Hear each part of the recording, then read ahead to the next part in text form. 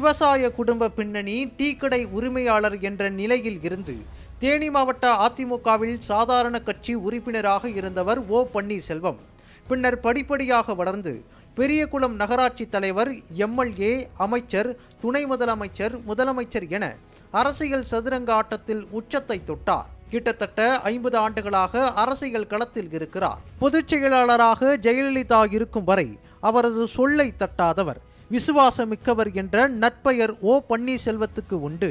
கடந்த 2001ஆம் ஆண்டு டான்சி வழக்கில் சிக்கியதால் ஜெயலலிதா முதலமைச்சர் பதவியை இழந்தார். இதனையடுத்து பிரச்சனை தராத ஒருவரை முதலமைச்சராக்க வேண்டும் என்ற சூழல் அதிமுகவில் ஏற்பட்டது. அப்போது ஜெயலலிதாவால் டிக்கடிக்கப்பட்டவர் ஓ பன்னீர்செல்வம்.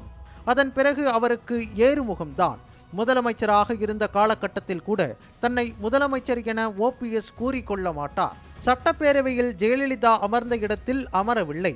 அந்த அளவுக்கு தீவிர விசுவாசம் காட்டினார். இதன் விளைவு கட்சியில் கிட்டத்தட்ட 2ஆம் இடத்துக்கு முன்னேறினார். சொத்து குவிப்பு வழக்கில் பெங்களூரு நீதிமன்றம் ஜெயலலிதாவுக்கு சிறை தண்டனை வழங்கியது. இதனால் ஜெயலலிதா சிறைக்கு சென்றார். இம்முறையும் ஓபிஎஸ்ஐயே முதலமைச்சர் பதவி தேடி வந்தது. ஜெயலலிதா விடுதலையானதும் பொறுப்பை ஒப்படைத்து பழைய விசுவாசியாக மாறினார். ஜெயலலிதா மறைந்த பின்னர் ஓ பன்னீர்செல்வமே 3வது முறையாக முதலமைச்சர் பதவியேற்றார். ஆனால் அது நெடுநாட்கள் நீடிக்கவில்லை. சசிகலா முதலமைச்சராக காய் நகர்த்திய சூழலில் ஓபிஎஸ் பதவி விலகும் சூழல் ஏற்பட்டது. இதனையடுத்து சசிகலா, டிடிவி தினகரன் உள்ளிட்டோருக்கு நேரடியாக எதிர்ப்பு தெரிவித்து ஜெயலலிதா சமாதி முன்பு தர்மயுத்தம் நடத்தினார். இதுவே ஓ பன்னீர்செல்வத்தின் அரசியல் பயணத்தை மாற்றியமைத்தது. இந்த நிலையில் அதே சொத்து குவிப்பு வழக்கில் சசிகலா சிறைக்கு செல்ல அவரது ஆசியுடன் எடப்பாடி பழனிசாமி முதலமைச்சரானார். இபிஎஸ்ஐ ஏற்க மறுத்த ஓபிஎஸ் ஒரு கட்டத்தில் அதிமுகவுக்கு எதிராகவே போராடும் சூழலுக்கு தள்ளப்பட்டார். பின்னர் எடப்பாடியுடன் இணக்கமாக ஓபிஎஸ் துணை முதலமைச்சராக இருந்தார். கடந்த 2021ஆம் ஆண்டு சட்டப்பேரவை தேர்தலில் அதிமுக ஆட்சியை இழந்தவுடன் எடப்பாடியுடன் ஒத்துப்போக முடியாமல் பிரிந்து சென்றார் ஓபிஎஸ்.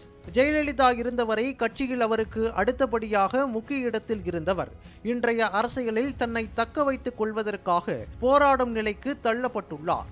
அதிமுகவில் இணைப்பு சாத்தியமற்ற நிலையில் அதிமுக தொண்டர்கள் உரிமை மீட்பு குழுவை நடத்தி தனது பலத்தை காட்டுவதற்காக கடந்த மக்களவைத் தேர்தலில் பாஜக கூட்டணியில் இடம்பெற்ற ஓபிஎஸ் ராமநாதபுரம் தொகுதியில் சுயேட்சை சின்னத்தில் போட்டியிட்டு அதிமுக வேட்பாளரை பின்னுக்கு தள்ளி 2ஆம் இடம் பிடித்தார்.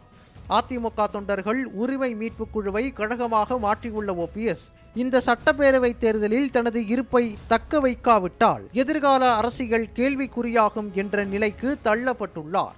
ஓபிஎஸ் ஆதரவாளர்கள் பலரும் அணிமாறிய நிலையில் தான் மட்டுமின்றி தனது மகன், தனது ஆதரவாளர்கள் என ஒரு கூட்டத்தையே சேர்த்து கரை சேர்க்க வேண்டிய கட்டாயமும் ஓபிஎஸ்க்கு ஏற்பட்டுள்ளது.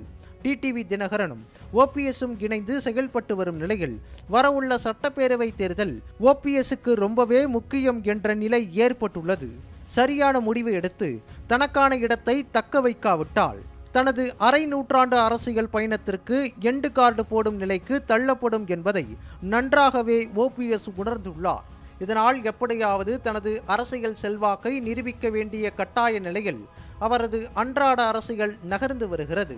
சமீபத்தில் ஓபிஎஸ்ஸின் அதிமுக தொண்டர்கள் உரிமை மீட்பு கழக மாவட்ட செயலாளர்கள் கூட்டம் நடைபெற்றது. அந்த கூட்டத்தில் பேசிய பலரும் எடப்பாடி பழனிசாமி தலைமையை ஏற்க முடியாது, 3 தொகுதிகளுக்காக அந்த அணிக்கு செல்லக்கூடாது என வலியுறுத்திய நிலையில் ஓபிஎஸ்ஸும் அதை வழிமொழிந்தார். இந்த நிலையில் ஜனவரி 23ஆம் தேதி சென்னையை அடுத்த செங்கல்பட்டு அருகே உள்ள மதுராந்தகத்தில் நடைபெறும் பாஜக கூட்டத்தில் பிரதமர் மோடி பங்கேற்கும் நிலையில் தேசிய ஜனநாயக கூட்டணி கட்சிகளின் தலைவர்கள் ஒரே மேடையில் ஏற்றப்படுவார்கள் என தகவல் வெளியாகியுள்ளது. ஏற்கனவே அமித்ஷாவை சந்தித்துவிட்டு வந்த ஓபிஎஸ் பழைய மனக்கசப்புகளை மறந்து அதிமுக பாஜக கூட்டணியில் இணைவாரா, பிரதமர் மோடி பங்கேற்கும் மேடையில் இடம் பெறுவாரா என்ற எதிர்பார்ப்பு எழுந்துள்ளது. 2026 சட்டப்பேரவை தேர்தலில் திமுக, அதிமுக, பாஜக கூட்டணி, தாவேக, நாம் தமிழர் கட்சி என 4 முனை போட்டியில் அரசியல் களம் சூடு பிடித்துள்ள நிலையில் ஓபிஎஸ் முடிவு என்ன என்பது ஜனவரி 23ஆம் தேதி தெரிந்துவிடும்.